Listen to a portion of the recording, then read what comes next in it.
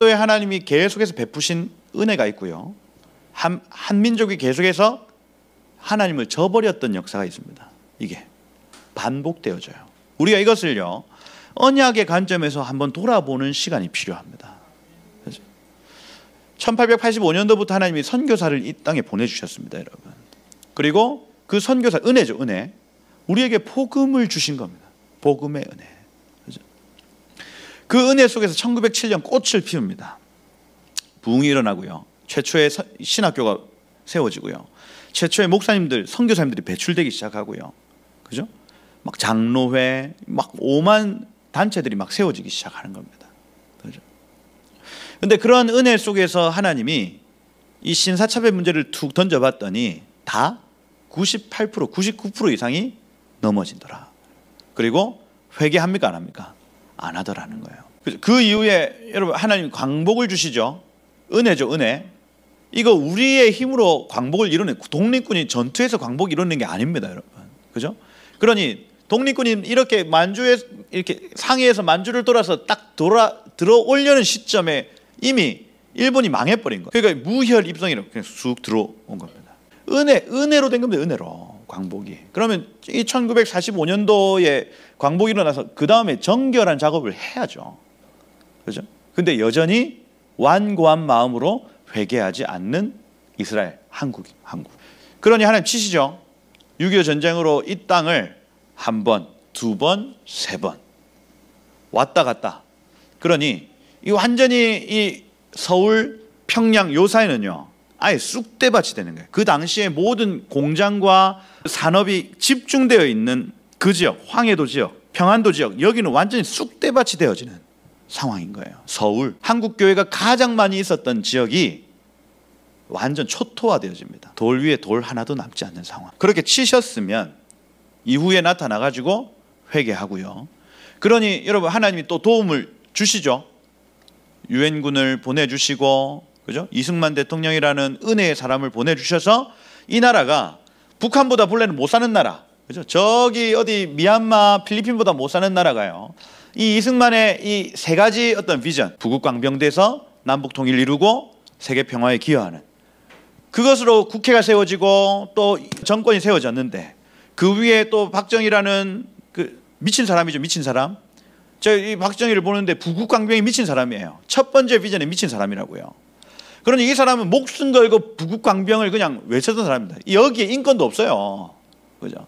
인권은 무슨 인권? 배가 고파 죽겠는데 하고 이야 해버립니다. 그러니까 사람들이 막 새벽 5시에 일어나가지고 마당 쓸고, 그죠? 쥐꼬리 잡고 나무 심고, 왜 그렇게 하는지도 몰라. 막 그냥 막 시키니까 막 하는 거예요. 그렇게 살다 보니까 우리나라가 잘 살게 된 겁니다. 잘 살게 돼요. 부국강병이 이루어진 겁니다, 여러분. 전두환 대통령도 나는 깡패입니다. 그래가지고 깡패 다 잡아들이고, 그죠? 그 사람들이 인권보다 부국강병에 미쳐 있었던 이유는 하나님이 그 약속 가운데 역사하신 겁니다, 여러분. 미친 듯이 그렇게 했다니까요, 여러분. 돌이켜보니까 저것들 미쳤냐고 감옥 잡아넣었어요, 여러분. 그럼 부국강병 이루어졌다. 그럼 그 다음 단계로 나아가야 될 거 아닙니까? 한국이요.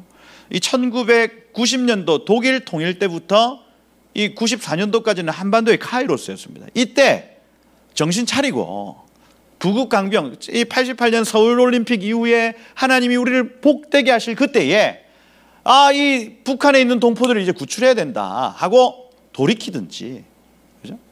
하나님이 어마어마한 은사를 부으시고 마라나타라는 비전을 부으실 때에 그 세계 선교의 어떤 꿈들을 꾸고 남북 통일의 꿈을 꾸고 나아갔었다면 이 나라 달라질 수 있었죠. 그런데 그렇게 하지 못하고 은사주의는 은사주의 나름의 어떤 그 부정적인 일들을 행하고, 그죠? 부국강병을 이뤄냈던 그 권사님들, 장로님들이요, 다 자기 새끼들을 위해서 착취하고, 그렇게 하니까 여러분, 이 김일성이 1994년도에 죽을 줄 어떻게 알았어요, 여러분? 그죠? 그때 한반도의 통일이 분명히 이루어졌어야 되는데 이루어지지 않는, 결국 IMF가 오고, 그죠? 사람들이 다 막 죽고, 이게요, 하나님이 은혜를 베푸시고 우리는 하나님의 뜻을 저버리고, 이게 똑같이 흘러가고 있는 겁니다. 기도 운동이 일어나려고 했더니 WCC다 뭐다 이 종교 혼합 운동 해가지고 막 섞어버리고, 그죠? 이게 지금도 여전히 하나님은 계속해서 은혜를 공급하시고 한민족은 그 은혜를 저버리고. 경제 대통령이 나오면 안 됩니다. 지금은 계속해서 지금 이 나라의 큰 비전 또 보지 못하는 사람들이 계속 경제하고 있는 거예요, 여러분. 물론 그죠, 잘 사는 거 필요하죠. 그런데 앞으로 일어날 대통령은 남북 통일을 이뤄낼 대통령이어야 됩니다. 박근혜 대통령이 여러분 2016년도 10월 1일 국군의 날에 북한의 주민 여러분, 자유의 나라 대한민국으로 오십시오. 우린 여러분들을 끝까지 기억합니다 하고 국군의 날에 선포했어요. 저는 이거 굉장히 중요한 선포라고 봅니다. 근데 그달 31일 날 탄핵 논쟁이 시작되고 쭉 간 겁니다. 끝났어요. 이거 영적으로 안 보이세요, 여러분? 부국 강병에서 남북 통일 이루겠다고 결정되는 그 순간 통일 대박 외치고요. 구체적으로 북한 인권법 우리나라 국회에서 통과한 거 처음입니다, 여러분.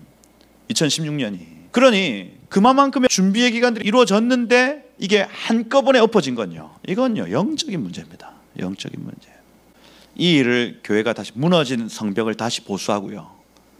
무너진 망대를 다시 세워서 다시 한번 이 나라가 하나님의 뜻에 합당하게 행하도록 중보하고 세워 나가야 한다 하는 겁니다. 느헤미야 9장을 보는데 그 역사가 다 보여요. 그 역사가. 이 한민족의 역사 다 보입니다, 여러분. 그렇죠? 교회가 기도하면요, 이 레위인들이 일어나서, 이 언약 백성들이 일어나서 기도하기 시작하고 외치기 시작하면 문서가 달라지기 시작하고요. 문서 달라집니다. 인장 찍는 사람들의 마음가짐이 달라지기 시작하고요. 그때부터 나라의 변화가 나타나는 겁니다.